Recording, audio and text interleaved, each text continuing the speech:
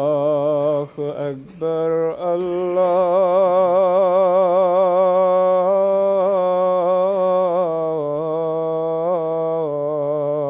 اللہ اکبر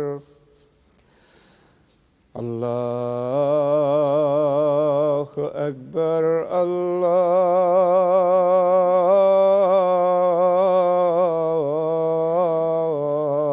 اللہ اکبر اشہد ان لا الہ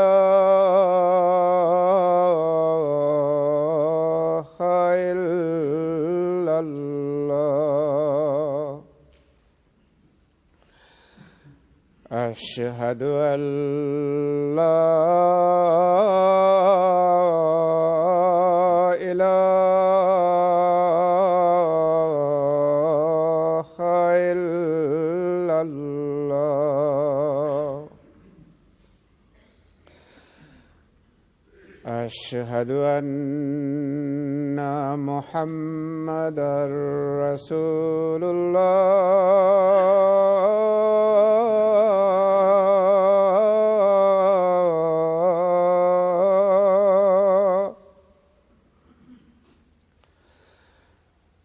اشہد ان محمدا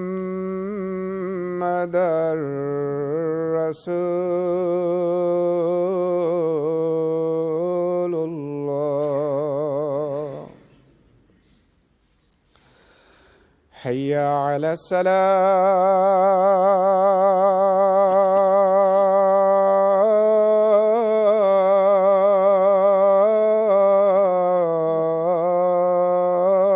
الصلاۃ حی علی الصلاۃ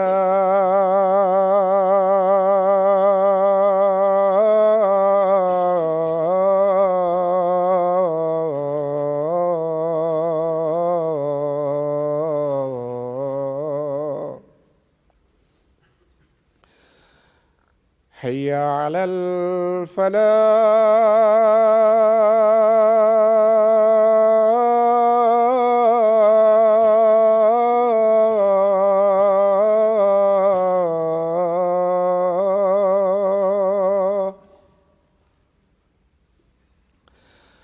حی علی الفلاح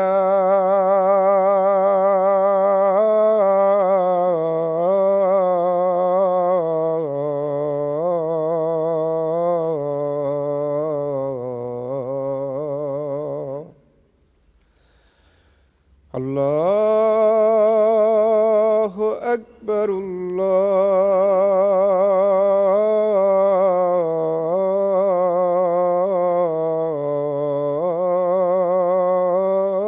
اللہ اکبر لا الہ الا اللہ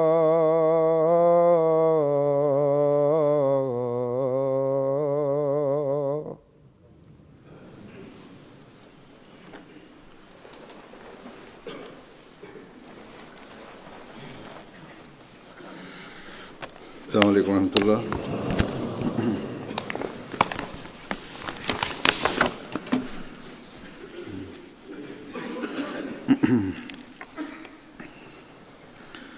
أشهد أن لا إله إلا الله وحده لا شريك له وأشهد أن محمدا عبده ورسوله أما بعد فأعوذ بالله من الشيطان الرجيم بسم الله الرحمن الرحيم الحمد لله رب العالمين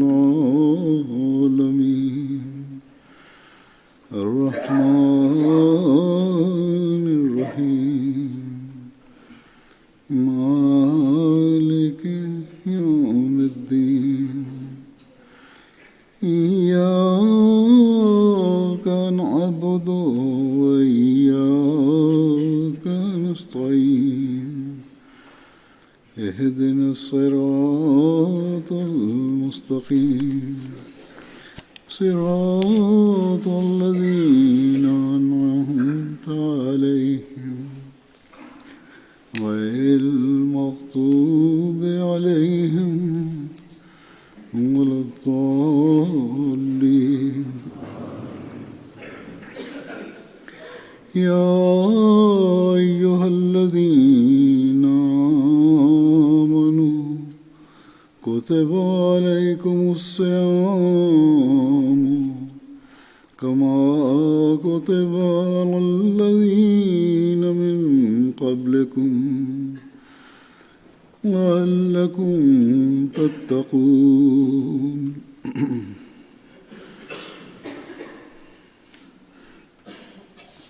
اے وہ لوگو جو ایمان لائے ہو، تم پر روزے اسی طرح فرض کر دیے گئے ہیں جس طرح تم سے پہلے لوگوں پر فرض کیے گئے تھے، تاکہ تم تقوی اختیار کرو۔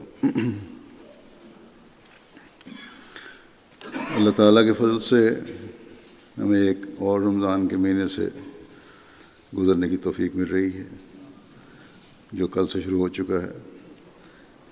اس مہینے میں مسلمانوں کی بڑی تعداد روزے کے ساتھ مسجد میں نمازوں اور تراویح کے لیے بھی آتی ہے، اس طرح توجہ پیدا ہوتی ہے۔ ہماری مساجد میں بھی ان دنوں میں عام دنوں کی نسبت زیادہ آبادی ہوتی ہے۔ یہ آیت جو میں نے تلاوت کی ہے، آج کل تو MTA پر بھی تلاوت کی جاتی ہے کافی، یہ یاد دلانے کے لیے کہ یہ روزے جو فرض کیے گئے ہیں ان کا مقصد تقوی ہے۔ پہلے مذاہب میں بھی جو فرض کیے گئے تھے روزے، تو اس کا مقصد بھی تقوی تھا۔ آج ان مذاہب کے ماننے والوں کے پاس نہ ان کی تعلیم اصل حالت میں ہے اور نہ اس پر عمل ہے، اور نہ ہی پھر تقوی ان میں ہے۔ لیکن اسلام ایک دائمی مذہب ہے، تا قیامت رہنے والا مذہب ہے، اس کی تعلیم دائمی ہے، اور قرآن کریم دنیا کے ہر کونے میں آج اپنی اصل حالت میں محفوظ ہے، اور تقوی پر چلنے والوں کے لیے ہدایت ہے، یا اس کی تعلیم پر عمل کرنے والے ہمیشہ تقوی پر چلنے والے ہوں گے، ان کے لیے ایک رہنمائی ہے۔ اور پھر آخری زمانے میں ہماری اصلاح اور قرآن کریم کی اشاعت اور اس پر عمل کرنے کی طرف توجہ دلانے اور راستے دکھانے کے لیے اللہ تعالیٰ نے حضرت مسیح موعود علیہ السلام کو بھیجا اور ہمیں آپ کو ماننے کی توفیق عطا فرمائی۔ بس ہم احمدیوں کی بہت بڑی ذمہ داری ہے کہ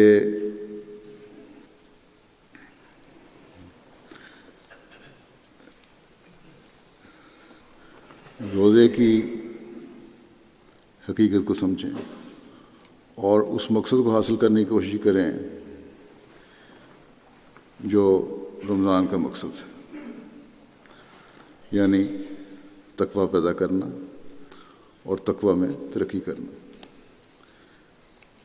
اس آیت سے اگلی آیتوں میں روزوں سے متعلق احکامات کی جزیات بھی بیان کی گئی ہیں، تفصیلات بیان کی گئی ہیں۔ قرآن کریم پڑھنے اور اللہ تعالیٰ کے احکامات کو ماننے اور دعاؤں کی طرف توجہ دینے کے متعلق بھی بیان ہوا ہے، لیکن ان سب کا خلاصہ اس آیت کے اس ایک لفظ میں بیان کر دیا کہ مقصد تقویٰ ہے۔ بس اللہ تعالیٰ کے احکامات پر عمل اور اس کی عبادت کی طرف توجہ دے کر اس مہینے میں خاص طور پر کوشش کرو تاکہ ہمیشہ کے لیے تمہیں ان پر عمل اپنی زندگیوں کا حصہ بنانے میں آسانی پیدا کرنے والا بن سکے۔ بس رمضان میں جب ہم تقویٰ کے حصول کے لیے کوشش کرتے ہیں یا کوشش کرنے والے ہوں گے تو اپنی عبادتوں کی طرف توجہ ہوگی۔ اگر ہم تقویٰ پر چلنے کی کوشش کرتے ہوئے روزے رکھیں گے تو برائیوں سے بچنے کی طرف توجہ پیدا ہوگی، اللہ تعالیٰ کے احکامات تلاش کر کے ان پر عمل کرنے کی طرف توجہ پیدا ہوگی۔ اگر ہم برائیوں سے نہیں بچ رہے، چاہے وہ برائیاں ہماری ذات پر اثر کرنے والی ہیں یا دوسروں کو تکلیف میں ڈالنے والی، ان کو چھوڑنے سے ہی روزے کا مقصد پورا ہوتا ہے۔ اگر نہیں کر رہے، ان کو نہیں چھوڑ رہے تو روزے کا مقصد پورا نہیں ہوتا، اور یہی تقویٰ ہے۔ اگر روزے رکھ کر بھی ہمیں تکبر ہے، اپنے کاموں اور اپنی باتوں پر بے جا فخر ہے، خود پسندی کی عادت ہے، لوگوں سے تعریف کروانے کی خواہش ہے، اپنے ماتحتوں سے خوشامد کروانے کو ہم پسند کرتے ہیں، جس نے تعریف کر دی اس پہ بڑا خوش ہو گئے، یا اس کی خواہش رکھتے ہیں، تو یہ تقویٰ نہیں ہے۔ روزوں میں لڑائی جھگڑا، جھوٹ، فساد سے اگر ہم بچ نہیں رہے تو یہ تقویٰ نہیں ہے۔ روزوں میں عبادتوں اور دعاؤں اور نیک کاموں میں اگر وقت نہیں گزار رہے تو یہ تقویٰ نہیں ہے اور روزے کا مقصد پورا نہیں کر رہے۔ بس رمضان میں برائیوں کو چھوڑنا اور نیکیوں کو اختیار کرنا یہی ہے جس سے روزے کا مقصد پورا ہوتا ہے، اور جب انسان اس میں ثابت قدم رہنے کی کوشش کرے تو پھر حقیقت میں روزے کے مقصد کو پانے والا ہو سکتا ہے، ورنہ پھر بھوکا رہنا ہے اگر یہ مقصد حاصل نہیں کر رہے۔ اور حضرت صلی اللہ علیہ وسلم نے تو فرمایا ہے کہ اللہ تعالیٰ کو تمہارے بھوکا رہنے کے سے کوئی غرض نہیں اگر تم ان مقاصد کو حاصل نہیں کر رہے۔ بعض لوگ روزے کے نام پر دھوکہ بھی دیتے ہیں اور بھوکے بھی نہیں رہتے، یہ اظہار کرتے ہیں کہ ہم نے روزہ رکھا ہوا ہے بظاہر، لیکن نہیں روزہ ہوتا۔ ایسے لوگ ہیں جن کو اپنے کھانے پینے پر بھی ضبط نہیں ہے، جو چند گھنٹے اللہ تعالیٰ کی خاطر اپنے آپ کو کھانے پینے سے نہیں روک سکتے۔ جب ایسے لوگ ہیں تو باقی معاملات میں اپنے نفس پر کس طرح ضبط کر سکتے ہیں؟ پہلی کی بات ہے، یہاں مسلمانوں کے روزے کے بارے میں جو اخبار میں ایک جائزہ شائع ہوا اور اس نے یہ نتیجہ نکالا ہے کہ اکثر یہاں کے نوجوان جو ہیں روزہ صرف دکھاوے کے لیے رکھتے ہیں، اور روزے کی غرض کا انہیں کچھ پتہ ہی نہیں ہے۔ ایک نوجوان کا انٹرویو لیا ایک عیسائی نے یا لا مذہب نے، غیر مسلم نے، تو اس نے نوجوان نے کہا کہ ہاں میں نے صبح سحری کھا کر اپنے گھر والوں کے ساتھ روزہ رکھا تھا، اور بڑی باقاعدگی سے ہمارے گھر میں سحری اور افطاری کا اہتمام بھی ہوتا ہے۔ میری ماں 64 سال کی ہے، شوگر کی مریض بھی ہے، شاید روزے بھی رکھتی ہے، اور بڑے اہتمام سے اس کے باوجود ہمارے لیے افطاری کے لیے قسم قسم کی چیزیں تیار کرتی ہے، اور ہم اب جا کے افطاری کھائیں گے۔ لیکن حقیقت یہ ہے، اس نوجوان کہنے لگا کہ معاشرتی دباؤ جو ہے، معاشرے کا دباؤ جو ہے، یا گھر والوں کو دکھانے کے لیے میں ظاہر تو یہ کرتا ہوں کہ میرا روزہ ہے، اور میں نے صبح آج سحری بھی کھائی تھی، مگر آج دوپہر کو ابھی میں فش اینڈ چپس کھا کے آیا ہوں۔ اور کہنے لگا کہ یہاں انگلستان میں میری طرح کہ ہزاروں نوجوان ہیں جو اس قسم کے روزے رکھتے ہیں۔ تو یہ تو بعض لوگوں کے روزوں کی حقیقت ہے، اور پھر بعض اگر پورا دن فاقہ بھی کر لیتے ہیں تو نمازوں اور عبادت کی طرف وہ توجہ نہیں ہوتی جو ہونی چاہیے۔ ایک آدھ نماز پڑھ لی اور بس، اللہ تعالیٰ کے اوامر اور نواہی کی طرف کوئی توجہ نہیں۔ ایسے روزے پھر اس مقصد کو پورا نہیں کر رہے جو اللہ تعالیٰ نے بتایا کہ تم تقوی اختیار کرو۔ بس اب ہم احمدیوں کی بہت بڑی ذمہ داری ہے کہ حضرت مسیح علیہ الصلوۃ والسلام کو ماننے کے بعد اپنے روزوں کے اس طرح حق ادا کرنے کی کوشش کریں جس طرح ان کا حق ادا کرنے کا اللہ تعالیٰ کا حکم ہے۔ یہ سمجھنے کی کوشش کریں کہ تقوی کیا ہے اور ہم نے اسے کس طرح اختیار کرنا ہے۔ حضرت مسیح علیہ الصلوۃ والسلام نے مختلف مواقع پر تقوی کے بارے میں ہمیں بتایا کہ متقی کون ہے۔ حقیقی راحت اور لذت اصل میں تقوی ہی سے پیدا ہوتی ہے، نہ کہ دنیا کی لذتوں میں راحت ہے۔ کس طرح ہمیں نیکیاں بجا لانی چاہیے۔ انسان کو حقیقی مومن بننے کے لیے اپنا ہر کام خدا تعالیٰ کی مرضی اور اس کی رضا حاصل کرنے کے لیے کرنا چاہیے، اور یہی ایک بات ہے جو مومن اور کافر میں فرق ڈالتی ہے۔ اور یہ بھی آپ نے ہمیں بتایا کہ اللہ تعالیٰ کی معرفت میں انسان ترقی کرے، ہر روز جو آئے، ہر آنے والا دن ہمیں اللہ تعالیٰ کی معرفت میں آگے لے جانے والا ہو، نہ کہ وہیں کھڑے رہیں یا ان لوگوں کی طرح ہوں جو صرف معاشرتی دباؤ کی وجہ سے دکھانے کے لیے روزے رکھتے ہیں، جیسا کہ میں نے مثال دی ابھی، نہ کہ تقوی میں بڑھنے کے لیے۔ بہرحال اس وقت میں تقوی سے متعلق حضرت مسیح علیہ الصلوۃ والسلام کے مختلف اقتباسات پیش کروں گا۔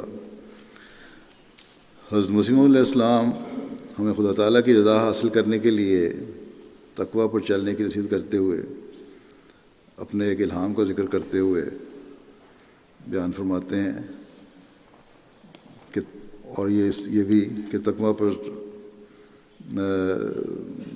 تقوی تمام پرانے صحف مقدسہ کا خلاصہ بھی ہے۔ آپ فرماتے ہیں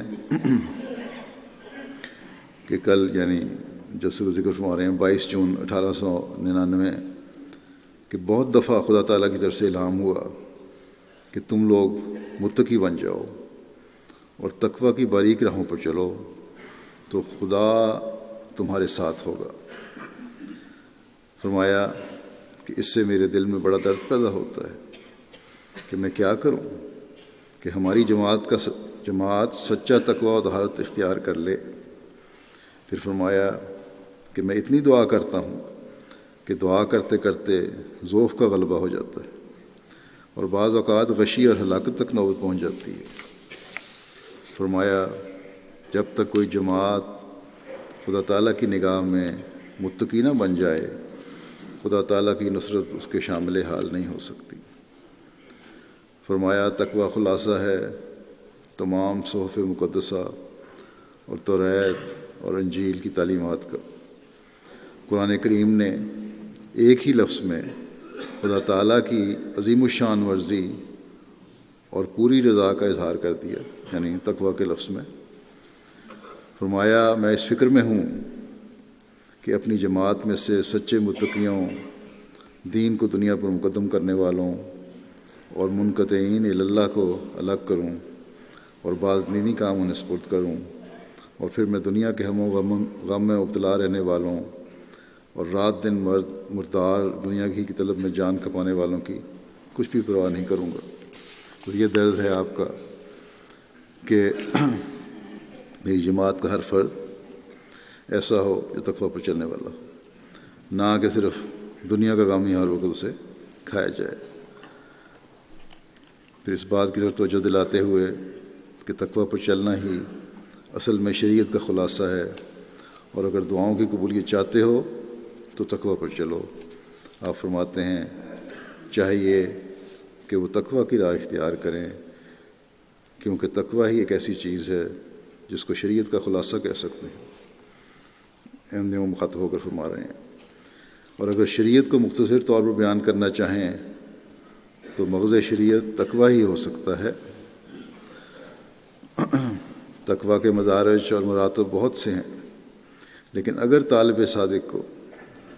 طالب صادق ہو کر ابتدائی مراتب اور مراحل کو استقلال اور خلوص سے طے کرے تو وہ اس راستی اور طلب صدق کی وجہ سے اعلیٰ مدارج کو پا لیتا ہے۔ بس مستقل مزاجی سے ہر نیکی، چاہے وہ چھوٹی نیکی ہے یا بڑی نیکی ہے، اس کی طرف توجہ دینا ضروری ہے۔ آپ فرماتے ہیں کہ اللہ تعالیٰ فرماتا ہے کہ انما یتقبل اللہ من المتقین، گویا اللہ تعالیٰ متقیوں کی دعاؤں کو قبول فرماتا ہے۔ یہ گویا اس کا وعدہ ہے، اور اس کے وعدوں میں تخلف نہیں ہوتا، اپنے وعدہ خلافی نہیں کرتا، جیسا کہ فرمایا ان اللہ لا یخلف المیعاد۔ بس جس حال میں تقوی کی شرط قبولیت دعا کے لیے ایک غیر منفک شرط ہے، ایک بنیادی شرط ہے جسے الگ نہیں کیا جا سکتا،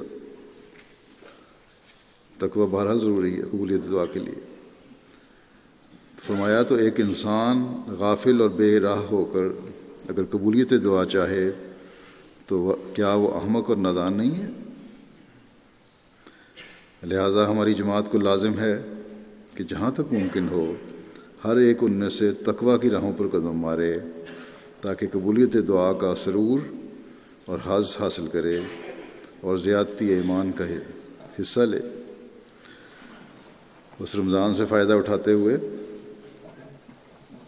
اور اس کو اٹھانے کے لیے یہ بنیادی نسخہ ہے کہ ہمارے روزے اور ہمارا ہر عمل تقوی کے حصول کے لیے ہو۔ بہت سارے لوگ کہتے ہیں دعائیں قبول نہیں ہوتی، انہیں بڑی دعائیں کی قبول نہیں ہوئیں۔ ان کو اپنے اندر پہلے دیکھنا چاہیے کہ کیا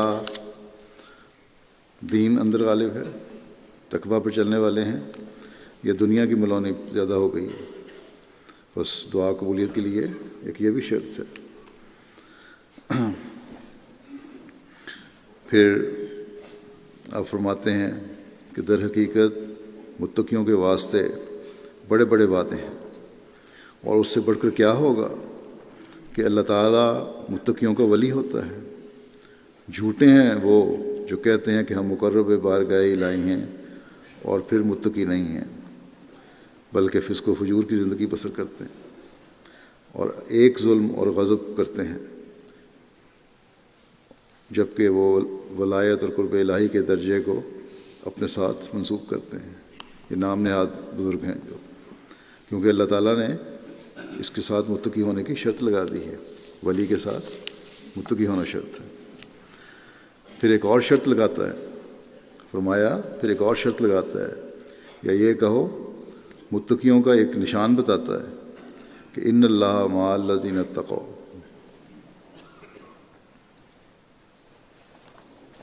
اور خدا ان کے ساتھ ہوتا ہے، یعنی ان کی نصرت کرتا ہے جو متقی ہوتے ہیں۔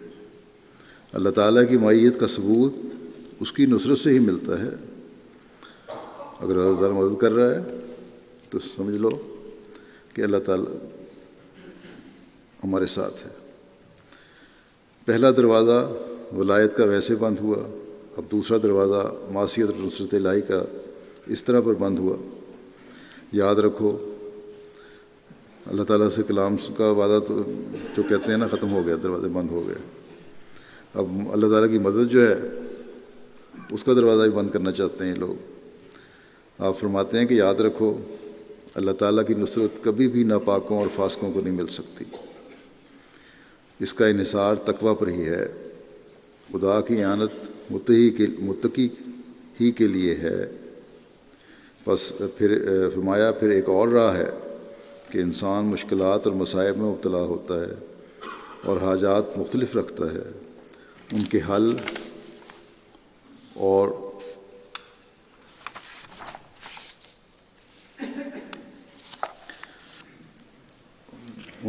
روا ہونے کے لیے بھی تقویٰ ہی کو اصول قرار دیا جائے۔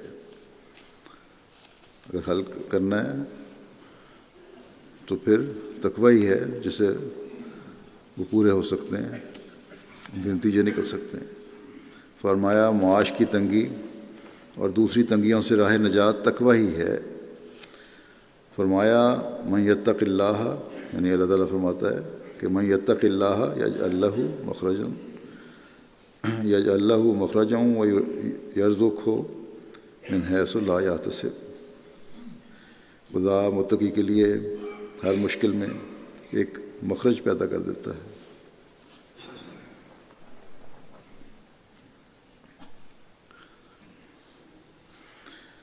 اور اس کو غیب سے اس سے مخلصی پانے کے اسباب بہم پہنچا دیتا ہے، اس کو ایسے طور سے رزق دیتا ہے کہ اس کو پتہ بھی نہ لگے۔ بس یہ دعا بھی بہت کرنی چاہیے کہ من یتق اللہ، اور اس کو یاد رکھنا چاہیے کہ من یتق اللہ یجعل لہ مخرجا ویرزقہ من حیث لا یحتسب۔ یہ ہمیشہ انسان یاد رکھے تو تقویٰ پر چلنے کی طرف تو جو پیدا ہوتی ہے۔ فرمایا کہ اب غور کر کے دیکھ لو کہ انسان اس دنیا میں چاہتا کیا ہے۔ انسان کی بڑی سے بڑی خواہش دنیا میں یہی ہے کہ اس کو سکھ اور آرام ملے، اور اس کے لیے اللہ تعالیٰ نے ایک ہی راہ مقرر کی ہے جو تقویٰ کی راہ کہلاتی ہے، اور دوسرے لفظوں میں اس کو قرآن کریم کی راہ کہتے ہیں، اور یا اس کا نام صراط مستقیم رکھتے ہیں۔ کوئی یہ نہ کہے کہ کفار کے پاس بھی مال و دولت اور املاک ہوتے ہیں اور وہ اپنی عیش و عشرت میں منہمک اور مست رہتے ہیں۔ فرمایا میں تمہیں سچ سچ کہتا ہوں کہ وہ دنیا کی آنکھ میں بلکہ ذلیل دنیا داروں اور ظاہر پرستوں کی آنکھ میں خوش معلوم دیتے ہیں، مگر در حقیقت وہ ایک جلن اور دکھ میں مبتلا ہوتے ہیں۔ تم نے ان کی صورت کو دیکھا ہے، مگر میں ایسے لوگوں کے قلب پر نگاہ کرتا ہوں، وہ ایک سعیر اور سلاسل و اغلال میں جکڑے ہوں، آگ میں جل رہے ہیں، زنجیروں کے میں جکڑے ہوئے ہیں۔ جیسے فرمایا ہے انا اعتدنا للکافرین سلاسل و اغلالا و سعیرا، کہ یقیناً ہم نے کافروں کے لیے زنجیریں اور طوق اور جہنم تیار کر رکھے۔ آپ فرماتے ہیں وہ نیکی کی طرف آ ہی نہیں سکتے، وہ ایسے اغلال ہیں کہ خدا کی طرف ان اغلال کی وجہ سے ایسے دبے پڑے ہیں کہ حیوانوں اور بہائم سے بھی بدتر ہوتے جاتے ہیں۔ ان کی آنکھ ہر وقت دنیا ہی کی طرف لگی رہتی ہے اور زمین کی طرف جھکتے جاتے ہیں، پھر اندر ہی اندر ایک سوزش اور جلن بھی لگی ہوئی ہوتی ہے۔ اگر مال میں کمی ہو جائے یا حسب مراد تدبیر میں کامیابی نہ ہو تو کڑتے اور جلتے ہیں، یہاں تک کہ بعض اوقات صدائی اور پاگل ہو جاتے ہیں یا عدالتوں میں مارے مارے پھرتے ہیں۔ فرمایا کہ یہ واقعی بات ہے کہ بے دین آدمی سعیر سے خالی نہیں ہوتا، اپنی آگ میں جل رہا ہوتا۔ اور کئی نظارے ہمیں نظر آتے ہیں اس قسم کے، اخباروں میں خبریں پڑھی ہیں ایسی۔ فرمایا کہ اس لیے کہ اس کو قرار اور سکون نصیب نہیں ہوتا جو راحت اور تسلی کا لازمی نتیجہ ہے۔ جیسے شرابی ایک شراب پی کر ایک اور مانگتا ہے اور مانگتا ہی جاتا ہے اور ایک جلن سی لگی رہتی ہے، ایسا ہی دنیا دار بھی سعیر میں ہے، جل رہا ہے۔ اس کی آتش آز ایک دم بھی بجھ نہیں سکتی۔ سچی خوشحالی حقیقت میں ایک متقی ہی کے لیے ہے، جس کے لیے اللہ تعالیٰ نے وعدہ کیا ہے کہ اس کے لیے 2 جنت ہیں۔ پھر اس بات کو مزید بیان فرماتے ہوئے کہ حقیقی راحت اور لذت کا مدار تقویٰ پر ہے۔ آپ فرماتے ہیں کہ متقی سچی خوشحالی ایک جھونپڑی میں پا سکتا ہے جو دنیا دار اور حرص و آس کے پرستار کو رفیع و شان کثر میں بھی نہیں مل سکتی۔ قناعت ہو، تقویٰ ہو، اللہ تعالیٰ کی رضا کا حصول مقصد ہو تو کم حالات میں بھی انسان کو گزارا کر لیتا ہے اور سکون اور لذت پیدا ہو جاتی ہے، جبکہ بڑے بڑے امیروں کو لذت پیدا نہیں ہو سکتی۔ فرمایا کہ جس قدر دنیا زیادہ ملتی ہے اسی قدر بلائیں زیادہ سامنے آ جاتی ہیں۔ بس یاد رکھو کہ حقیقی راحت اور لذت دنیا دار کے حصے میں نہیں آئی۔ یہ مت سمجھو کہ مال کی کثرت، عمدہ لباس اور کھانے کسی خوشی کا باعث ہو سکتے ہیں، ہرگز نہیں، بلکہ اس کا مدار تقویٰ پر ہی ہے۔ جبکہ ان ساری باتوں سے معلوم ہو گیا کہ سچے تقویٰ کے بغیر کوئی راحت اور خوشی مل ہی نہیں سکتی، تو معلوم کرنا چاہیے کہ تقویٰ کے بہت سے شعبے ہیں جو عنکبوت کے تاروں کی طرح پھیلے ہوئے ہیں، یعنی مکڑی کے جالے کی طرح پھیلے ہوئے ہیں، باریک باریک تارے ہیں۔ تقویٰ تمام جواہر انسانی، یعنی تمام انسانی اعضاء جو ہیں، اور عقائد، زبان، اخلاق وغیرہ سے متعلق ہے۔ عقائد میں بھی تقویٰ ہو، زبان میں بھی تقویٰ ہو، اخلاق، عام اخلاق میں بھی تقویٰ ہو۔ روزے کے حوالے سے ایک حدیث بھی ہے، آن صلی اللہ علیہ وسلم نے فرمایا کہ اپنے زبان کو ہمیشہ پاک رکھے روزے دار، اور اگر کوئی اس سے جھگڑے تو تب بھی یہی کہے کہ میں روزے دار ہوں، میں تمہاری ان باتوں کا اس کا جواب نہیں دے سکتا۔ فرمایا کہ نازک ترین معاملہ زبان سے ہے۔ بسا اوقات تقویٰ کو دور کر کے ایک بات کہتا ہے اور دل میں خوش ہو جاتا ہے کہ میں نے یوں کہا اور ایسا کہا، حالانکہ وہ بات بری ہوتی ہے۔ مجھے اس پر ایک نقل یاد آئی ہے کہ ایک بزرگ کی کسی دنیا دار نے دعوت کی۔ اب یہ باریکی بھی دیکھنے والی چیز ہے، صرف یہی نہیں کہ موٹی موٹی گالیاں دے دیں، لڑائی کر لی، جھگڑا کر لیا، بلکہ خود پسندی اور دکھاوا بھی ہے۔ یہ بھی زبان کے جو غلطیاں ہیں یا زبان کی وجہ سے گناہ ہوتے ہیں یا زبان کی وجہ سے تقویٰ میں کمی ہے، اس میں یہ چیزیں بھی آتی ہیں۔ کہ فرمایا کہ ایک بزرگ کی کسی دنیا دار نے دعوت کی، جب وہ بزرگ کھانا کھانے کے لیے تشریف لے گئے تو اس متکبر دنیا دار نے اپنے نوکر کو کہا کہ فلاں تھال لانا جو ہم پہلے حج میں لائے تھے، اور پھر کہا دوسرا تھال بھی لانا جو دوسرے حج میں لائے تھے، اور پھر کہا کہ تیسرے حج والا بھی لیتے آنا۔ اس بزرگ نے فرمایا اس دنیا دار کو کہ تو بہت ہی قابل رحم ہے، ان 3 فکروں میں تو نے اپنے 3 ہی حجوں کا ستیاناش کر دیا۔ دنیا دکھاوے کے لیے حج تھے، نہ کہ اللہ تعالیٰ کی رضا کے لیے، تقویٰ سے دور ہٹے ہوئے تھے۔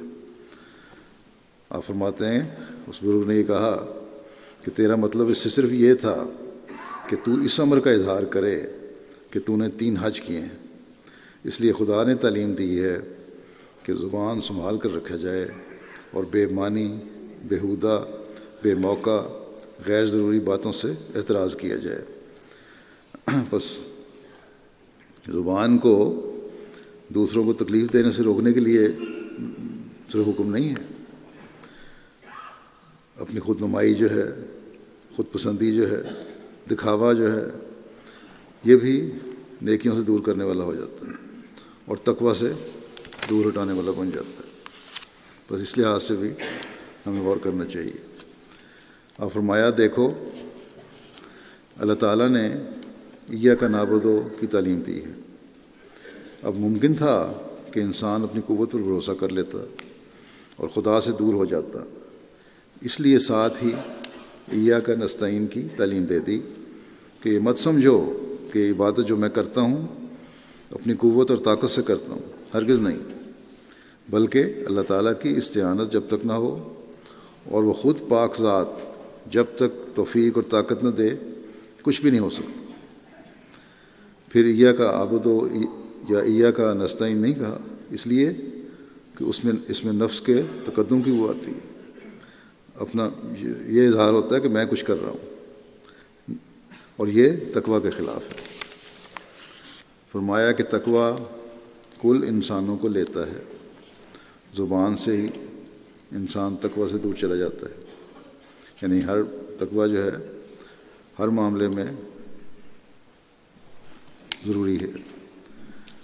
زبان ہے، اس سے انسان تقویٰ سے دور چلا جاتا ہے، زبان سے تکبر کر لیتا ہے، اور زبان سے ہی فرعونی صفات آ جاتی ہیں، بہت بڑے لوگ دعوے کرنے لگ جاتے ہیں، اور اسی طرح زبان کی وجہ سے پوشیدہ اعمال کو ریاکاری سے بدل لیتا ہے، اور زبان کا زیاں بہت جلد پیدا ہوتا ہے۔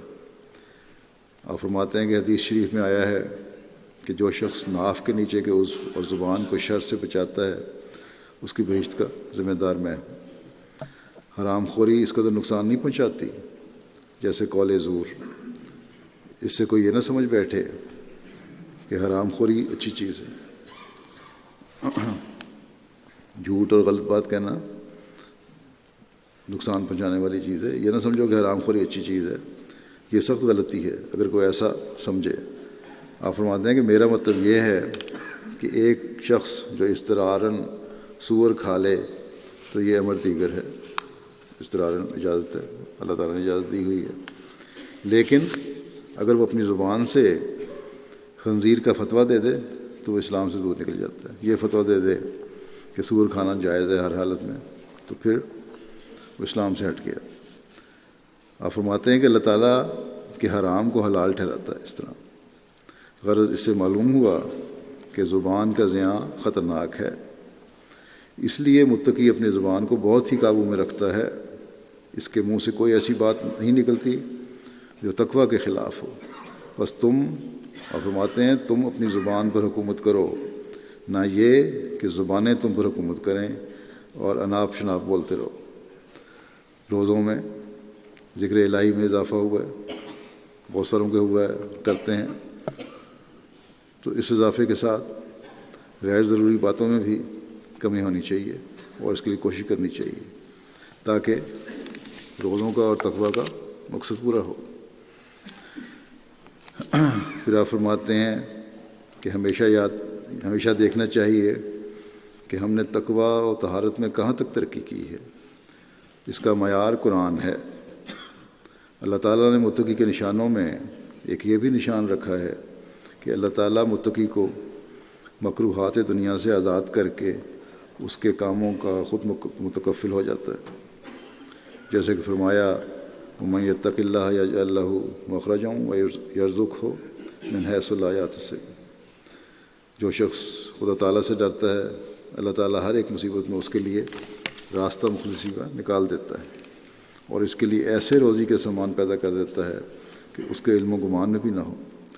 یعنی یہ بھی ایک علامت متقی کی ہے کہ اللہ تعالیٰ متقی کو نابکار ضرورتوں کا محتاج نہیں کرتا، یعنی سامان کر دیتا ہے، اور ایسی بے مقصد جو ضرورتیں ہیں یا بے مقصد خواہشات ہیں وہ دل میں پیدا نہیں ہوتی یا ان کا محتاج نہیں کرتا، اس کا خیال بھی نہیں آتا۔ یہ بھی تقویٰ کی ایک نشانی ہے، اور اللہ تعالیٰ کی متقی کے ساتھ ایک سلوک کی نشانی ہے۔ فرمایا مثلاً ایک دکاندار یہ خیال کرتا ہے کہ دروغ گوئی کے سوا اس کا کام ہی نہیں چل سکتا، اس لیے وہ دروغ گوئی سے باز نہیں آتا اور جھوٹ بولنے کے لیے مجبوری ظاہر کرتا ہے، لیکن یہ امر ہرگز سچ نہیں۔ خدا تعالیٰ متقی کا خود محافظ ہو جاتا ہے اور اسے ایسے موقع سے بچا لیتا ہے جو خلاف حق پر مجبور کرنے والے ہیں، یعنی ایسا موقع ہی نہیں آتا کہ وہ جھوٹ بولے۔ یاد رکھو جب اللہ تعالیٰ کو کسی نے چھوڑا تو خدا نے اسے چھوڑ دیا، اور جب رحمان نے چھوڑ دیا تو ضرور شیطان اپنا رشتہ جوڑے گا۔ پھر آپ فرماتے ہیں کہ یہ نہ سمجھو کہ اللہ تعالیٰ کمزور ہے، وہ بڑی طاقت والا ہے۔ جب اس پر کسی امر میں بھروسہ کرو گے تو وہ ضرور تمہاری مدد کرے گا۔ وَمَن يَتَوَكَّلْ عَلَى اللَّهِ فَهُوَ حَسْبُهُ، اور جو کوئی اللہ تعالیٰ پر توکل کرتا ہے تو وہ اس کے لیے کافی ہو جاتا ہے۔ لیکن جو لوگ ان آیات کے پہلے مخاطب تھے وہ اہل دین تھے، ان کی ساری فکریں محض دینی امور کے لیے تھیں، اور دنیاوی امور حوالہ بخدا تھے۔ اس لیے اللہ تعالیٰ نے ان کو تسلی دی کہ میں تمہارے ساتھ ہوں۔ غرض برکات تقویٰ میں سے ایک یہ ہے کہ اللہ تعالیٰ متقی کو ان مصائب سے مخلصی بخشتا ہے جو دینی امور کے حارج ہوں۔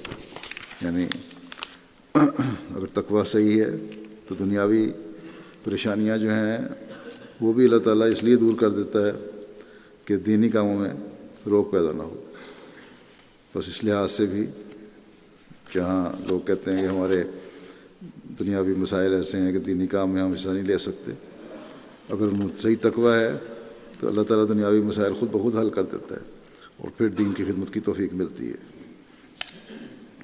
حضرت اقدس مسیح موعود علیہ السلام اس بات کی وضاحت فرماتے ہوئے کہ نیکیوں کے دو حصے ہیں اور نیکیاں کرنے والے کے ساتھ اللہ تعالیٰ کیسا سلوک فرماتا ہے، فرماتے ہیں کہ انسان جس قدر نیکیاں کرتا ہے اس کے دو حصے ہوتے ہیں، ایک فرائض، دوسرے نوافل۔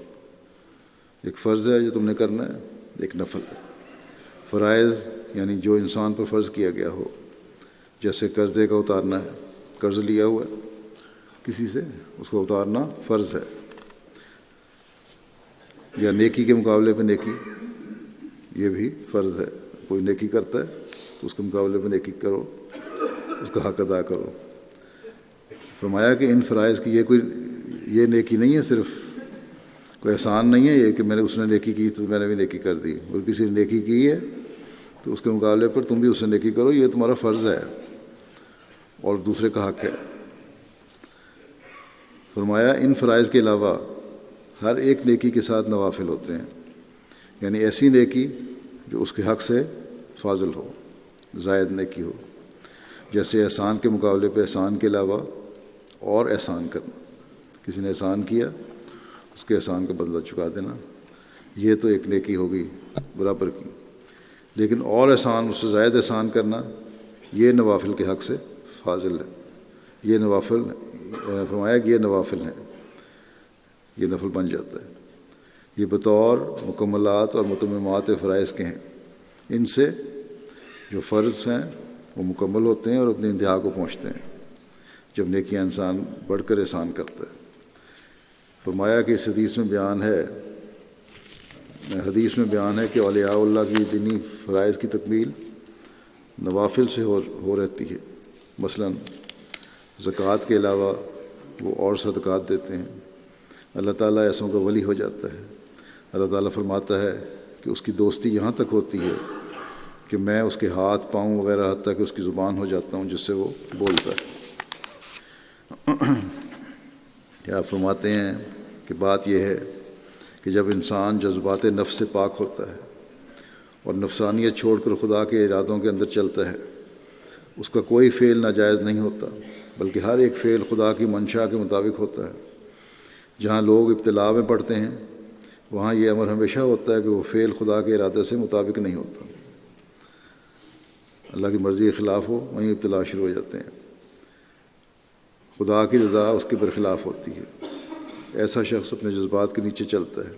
مثلاً غصے میں آ کر کوئی ایسا فعل سے سرزد ہو جاتا ہے جس سے مقدمات بن جایا کرتے ہیں، فوجداریاں ہو جاتی ہیں۔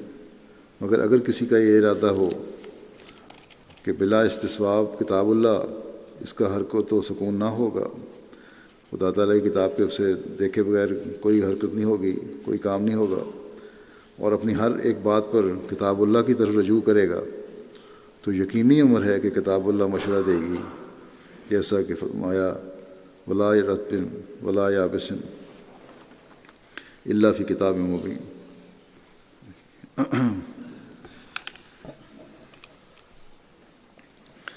کہ نہ کوئی تر چیز اور نہ کوئی خشک چیز ہے مگر اس کا ذکر ایک روشن کتاب میں ہے۔ یعنی قرآن کریم نے ہر نیکی اور بدی کو کھول کر بیان کر دیا ہے، اور جو اس پر عمل کرے گا وہ محفوظ رہے گا۔ فرمایا سو اگر ہم یہ ارادہ کریں کہ ہم مشورہ کتاب اللہ سے لیں گے تو ہم کو ضرور مشورہ ملے گا۔ دنیاوی کاموں میں جو ابتلا آتے ہیں لوگوں کو، وہ اس لیے یا کوئی بھی غلط کام کرتے ہیں تو اس لیے کہ اللہ تعالیٰ کے حکم پر عمل نہیں کر رہے ہوتے۔ قرآن کریم کو دیکھے بغیر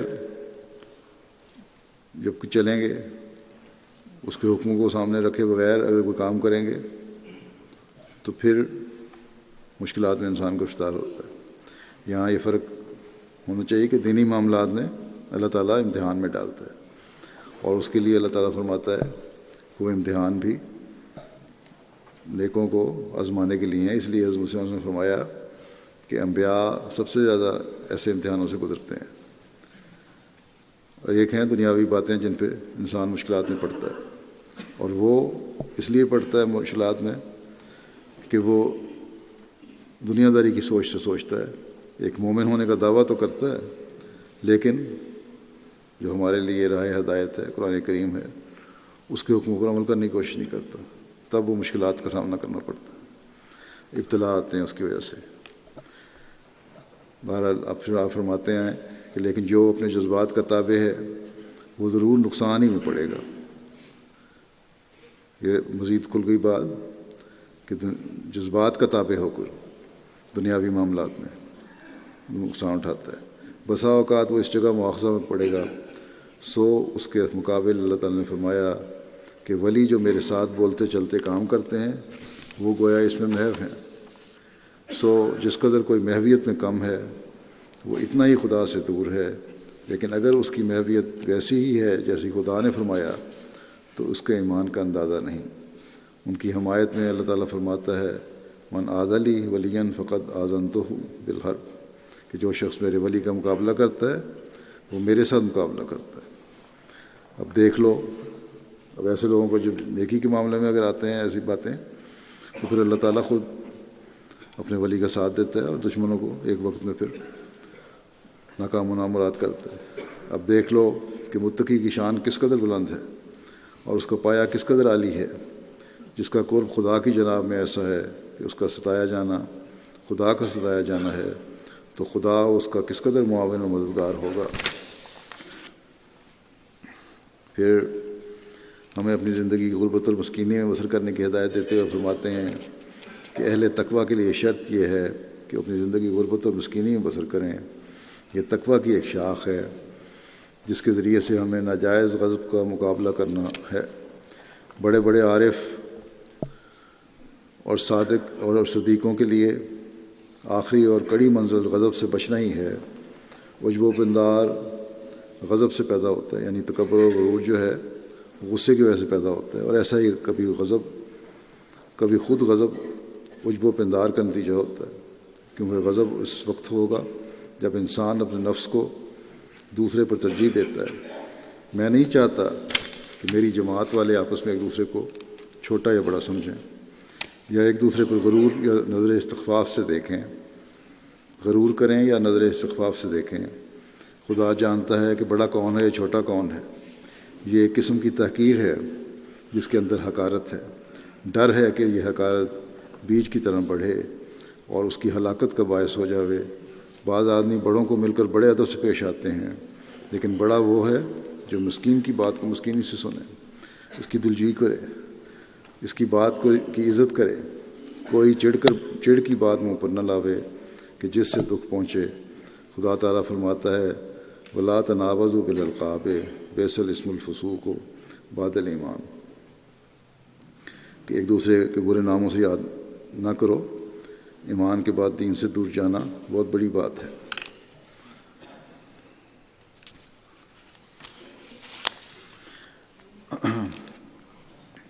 وَمَن لَّمْ يَتُبْ فَأُولَٰئِکَ هُمُ الظَّالِمُونَ، اور جس نے توبہ نہ کی، یہ باتیں کرتا رہا، تو یہی ظالم لوگ ہیں، لوگوں میں سے۔ آپ فرماتے ہیں کہ تم ایک دوسرے کو چیڑ کے نام نہ لو۔ یہ فعل فساق و فجار کا ہے۔ جو شخص کسی کو چڑھاتا ہے وہ نہ مرے گا جب تک وہ خود اسی طرح مبتلا نہ ہوگا۔ اپنے بھائیوں کو حقیر نہ سمجھو۔ جب ایک ہی چشمے سے کل پانی پیتے ہو تو کون جانتا ہے کہ کس کی قسمت میں زیادہ پانی ہے؟ مکرم و معظم کوئی دنیاوی اصول سے نہیں ہو سکتا۔ خدا تعالیٰ کے نزدیک بڑا وہی ہے جو متقی ہے۔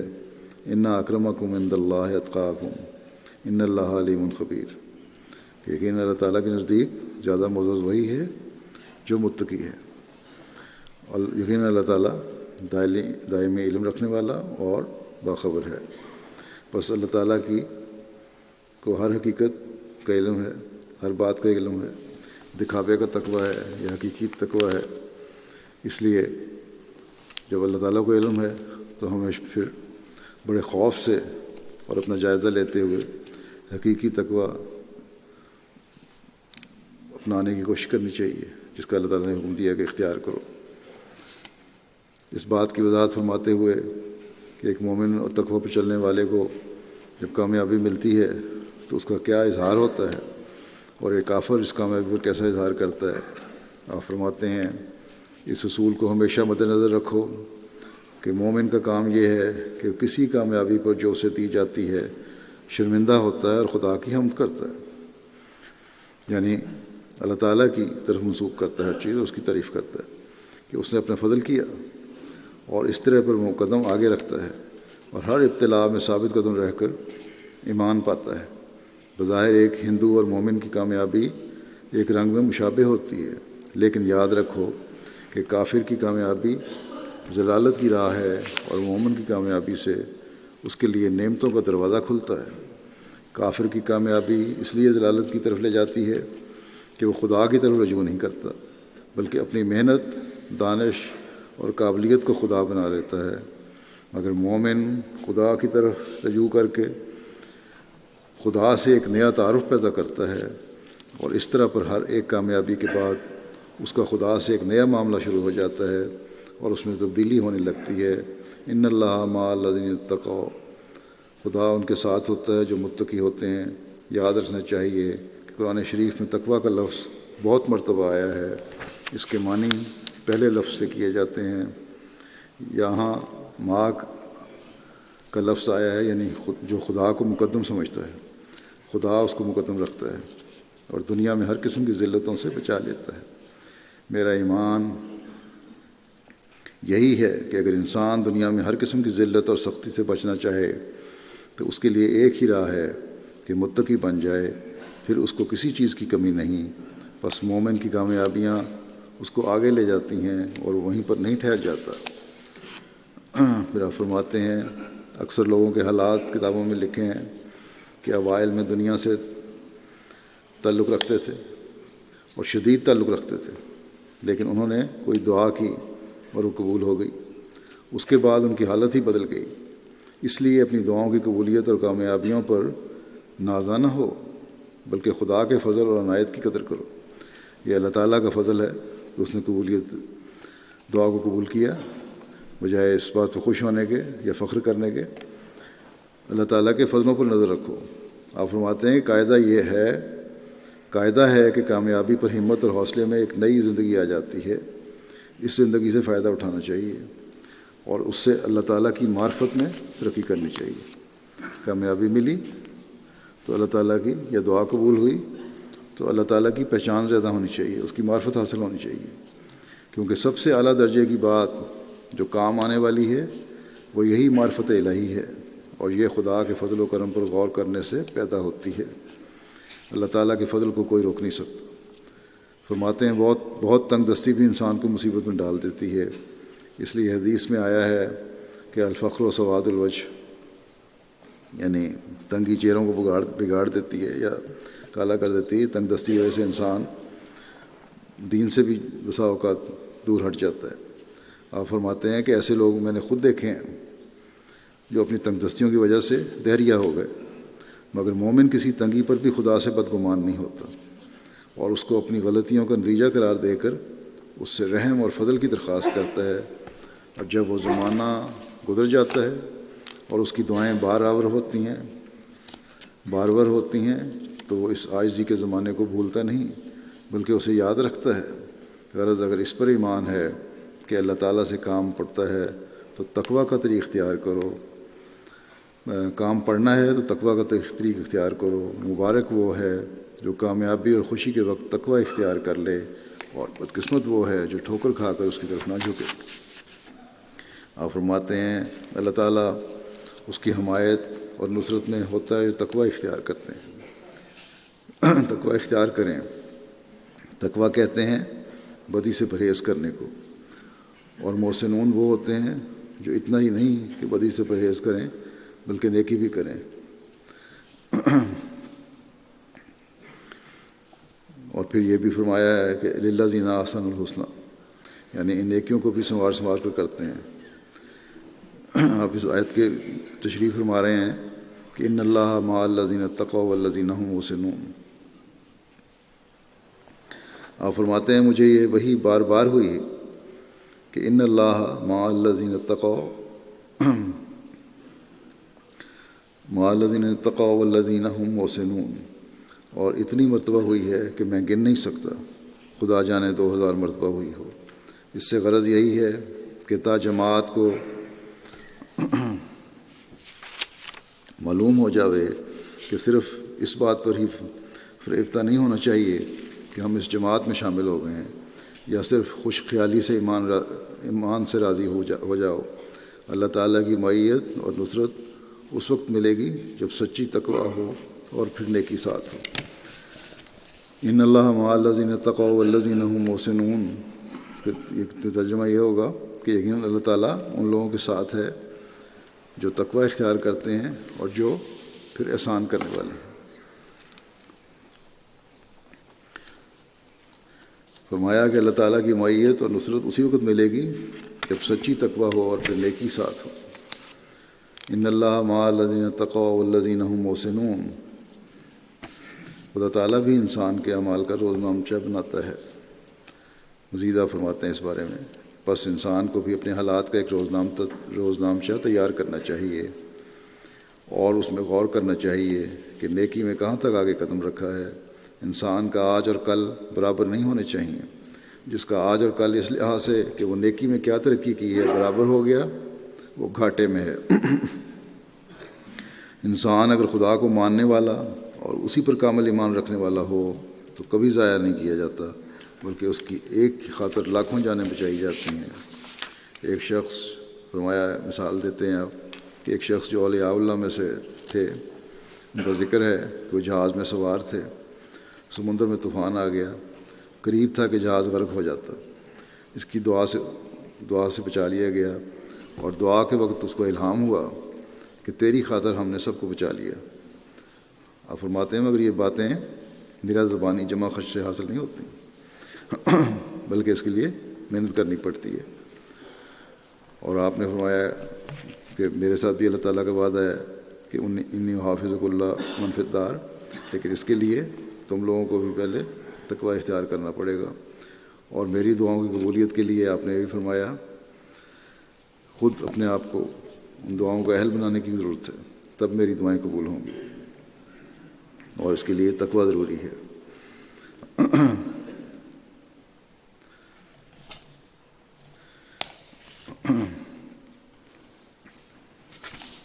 اللہ تعالیٰ ہمیں اس رمضان میں اس تقویٰ کے سے روزے رکھنے اور عبادت کرنے اور باقی حق ادا کرنے کی توفیق عطا فرمائے، اور ہر لحاظ سے برکت ہو رمضان، جماعت کے لیے بھی اور مسلمانوں کے لیے بھی، دنیا کے لیے بھی۔ خاص طور پر دعائیں کریں اللہ تعالیٰ پاکستان میں جو جماعت کے حالات ہیں اور اس دن بدن سختی اس میں پیدا ہوتی جا رہی ہے، اللہ تعالیٰ فضل فرمائے۔ جہاں روزوں کے حق ادا کرنے والے ہوں، تقویٰ پر چلتے ہوئے یہ حق ادا کرنے والے ہوں، دعاؤں کی طرف توجہ دینے والے ہوں، اسی طرح اللہ تعالیٰ مسلمانوں کو بھی رحم فرمائے اور ان کی قیادت کو اور لیڈرشپ کو اور علماء کو عقل اور سمجھ عطا فرمائے کہ زمانے کے امام کو ماننے والے ہوں۔ اسی طرح دنیا بھی دوبارہ ہر روز ایک نئی خبر آتی ہے کہ آج جنگ کا شعلہ بھڑکنے والا ہے، آج ختم ہونے والا ہے۔ بڑی طاقتیں جو ہیں یہ بظاہر یہی لگتا ہے کہ جنگ کی طرف جس طرح سے بڑھ رہی ہیں اس میں اب مزید کوئی روک پیدا ہونے کا آثار نظر نہیں آ رہے، اس لیے اللہ تعالیٰ ہر خاص طور پر مسلمانوں کو، خاص طور پر احمدیوں کو ان جنگ کے بد اثرات سے بچا کے رکھے، اور عمومی طور پر انسانیت کو بھی بد اثرات سے بچائے۔ اگر ابھی بھی اللہ تعالیٰ کے نزدیک ان لوگوں کی اصلاح ہو سکتی ہے اور کوئی ذریعہ بن سکتا ہے کہ ان کی اصلاح ہو جائے، خدا کو پہچاننے والے ہوں، تو اللہ تعالیٰ وہ حالات پیدا کرے کہ اللہ تعالیٰ کو پہچانے اور اپنی تباہی سے بچ سکے۔